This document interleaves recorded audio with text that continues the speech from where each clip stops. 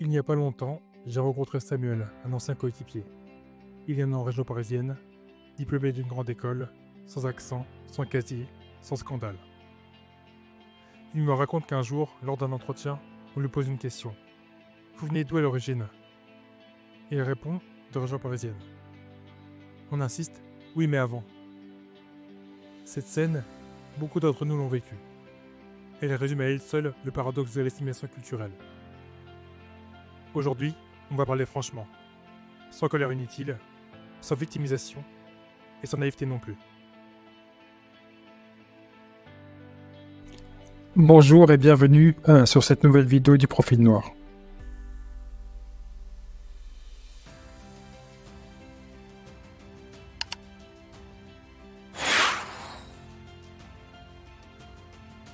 Commençons par définir les termes. L'assimilation est un modèle d'intégration. Elle suppose qu'un individu adopte la culture dominante du pays d'accueil. Langue, codes sociaux, préférences historiques, valeurs politiques. En théorie, l'origine ethnique devient secondaire. En France, ce modèle est profondément ancré. Il s'enracine dans l'universalisme républicain. Depuis la Révolution française, l'idéal est simple. La République ne reconnaît que des citoyens, pas des communautés. L'article 1er de la Constitution insiste sur l'égalité devant la loi, sans distinction d'origine, de race ou de religion. Sur le papier, c'est puissant.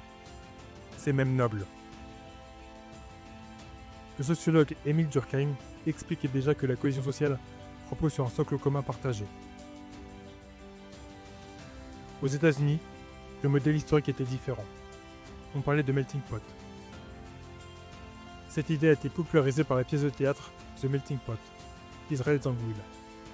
Le principe, les identités diverses fusionnent pour créer un nouvel Américain. Et dans les deux cas, le message est similaire. Adoptez les codes et vous serez pleinement des nôtres. C'est la promesse.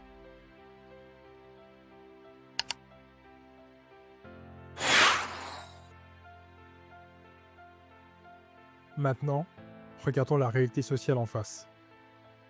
Qui doit s'assimiler? Ce n'est pas la majorité. Dans les faits, l'exigence pèse sur les minorités visibles. En particulier, celles d'origine africaine.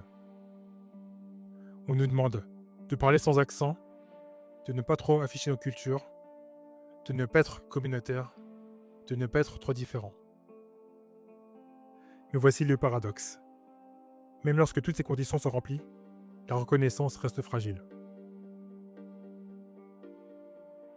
Le sociologue Erving Goffman parle de stigmate, un attribut visible qui influence la perception sociale. La couleur de peau est un stigmate visible. Elle précède le CV, elle précède la compétence. Une étude du ministère du Travail, publiée en 2020, montre qu'un candidat perçu comme d'origine africaine ou maghrébine reçoit moins de réponses positives à un CV égal. Le défenseur des droits de l'homme a confirmé ces discriminations répétées dans plusieurs rapports. En 2019, une étude menée par les chercheurs du CNRS a montré que les candidats portant un prénom à consonance africaine avaient jusqu'à 30% de chances de moins d'être rappelés. Alors posons la question clairement. Comment peut-on exiger l'assimilation totale tout en maintenant une suspicion permanente?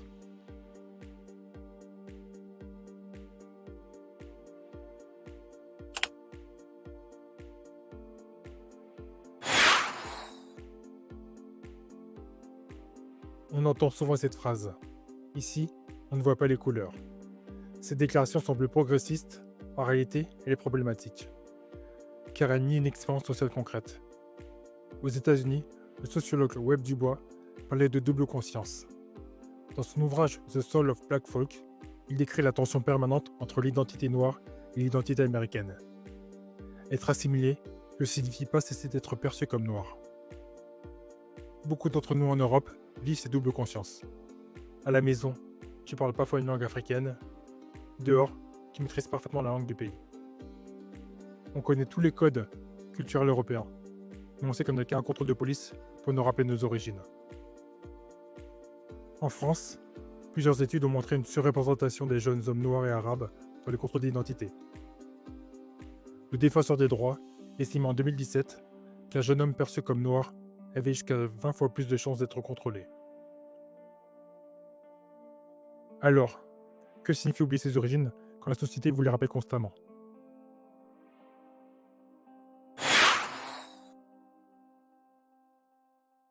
C'est ici que le débat devient inconfortable.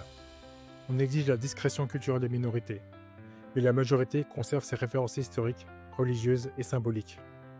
Les fêtes chrétiennes structurent encore largement le calendrier en Occident. Les références culturelles dominantes restent blanches. Ce n'est pas un jugement moral, c'est un constat sociologique. L'assimilation devient alors asymétrique. Elle ne consiste pas à partager un socle commun. Elle consiste à se rapprocher d'un modèle implicite. Citoyen majoritaire blanc. Et quand tu n'as pas la même couleur de peau, ça devient un problème. Même dans les pays comme le Royaume-Uni ou l'Allemagne, où le multiculturalisme a été davantage assumé, les tensions identitaires persistent. Angela Merkel déclare en 2010 que le multiculturalisme avait totalement échoué en Allemagne. Cette déclaration visait les difficultés d'intégration, mais elle révélait aussi qu'elle attendait beaucoup qu'on respecte les règles dominantes. Pourtant, les élites issues de l'immigration restent sous-représentées.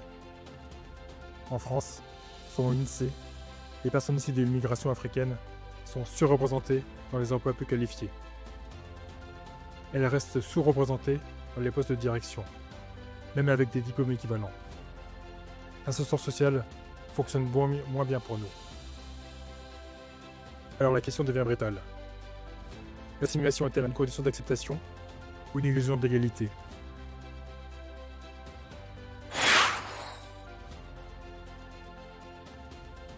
On parle souvent de plafond de verre pour les femmes. Il existe aussi un plafond racial. Il ne figure dans aucune loi, mais il apparaît dans la trajectoire. Un jeune diplômé d'origine africaine peut réussir, mais devra souvent être irréprochable. Pas seulement compétent, irréprochable. Le sociologue Pierre Bourdieu expliquait ce que le capital culturel et le capital social déterminent largement la mobilité sociale. Les familles immigrées récentes possèdent moins de réseaux influents, moins de transmission des codes implicites. Cela crée un désavantage culturel. À cela s'ajoute la dimension raciale. Une étude de l'OCDE montre que les descendants d'immigrés en Europe connaissent un taux de chômage supérieur à la moyenne nationale, même lorsqu'ils sont nés dans le pays. Cela signifie une chose simple. La naissance sur le territoire ne suffit pas toujours à garantir l'égalité réelle.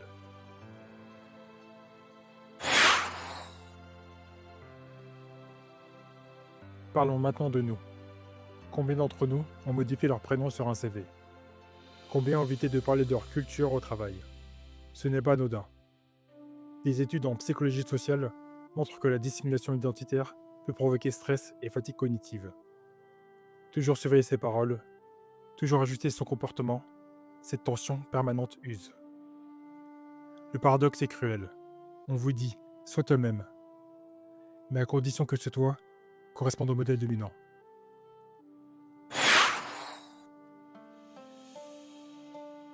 Attention, il ne s'agit pas de glorifier le repli communautaire. Toute société a besoin d'un socle commun. Langue commune, règles communes, institutions partagées. La question n'est pas l'existence d'un cadre commun.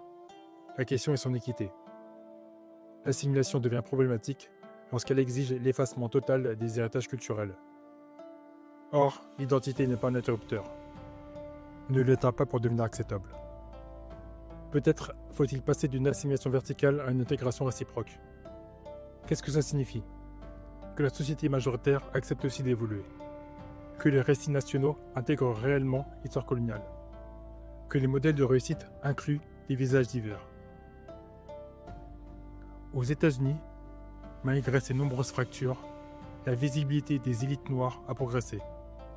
L'élection de Barack Obama a eu un impact symbolique majeur. Elle n'a pas supprimé le racisme, loin de là. Mais elle a élargi l'imaginaire collectif. En Europe, le chemin est plus lent. Mais ça avance petit à petit. Je vais être direct. L'assimilation, telle qu'elle est souvent formulée, est un contrat inégal. On te demande un effort maximal et on te garantit une acceptation conditionnelle. Ce n'est pas une fatalité. mais c'est une réalité qui est observable. La maturité consiste à connaître les règles du jeu sans s'y enfermer. Il faut investir dans l'éducation. Il faut développer nos réseaux. Il faut maîtriser les codes. Non pas pour nous effacer, mais pour élargir notre marge de manœuvre.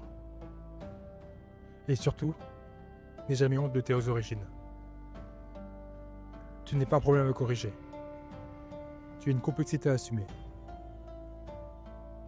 L'assimilation ne doit pas être une disparition. Elle peut devenir une contribution.